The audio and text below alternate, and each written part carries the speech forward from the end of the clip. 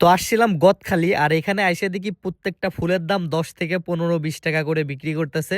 তো যেহেতু এত সুন্দর বাগান রয়েছে, আমি ভাবলাম একটা ফুল চুরি করব, মানে তোমার জন্য। তো কার জন্য ফুল চুরি করব সেটা অবশ্যই ভিডিওর লাস্টে দেখতে পারবেন। আর এই ফুলটা কিন্তু অনেক বেশি জোস, মানে আমি চাচ্ছিলাম একটু অনেক সুন্দর একটা ফুল যাতে চুরি করি।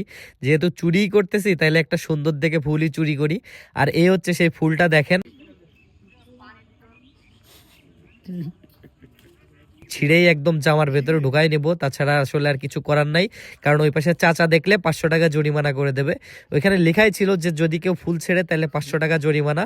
তো যাই হোক, মোটামুটি আমি কিন্তু জামার ভেতরে ঢুকাই নিছি, আর আমার ফুল চুরি করাটাও সাকসেস। আর এখন সামনের দিকে যাচ্ছি যাতে কেউ না দেখে। আমি আবার দেখতেছি যে ওই চাচা মিয়া আসতেছে কিনা।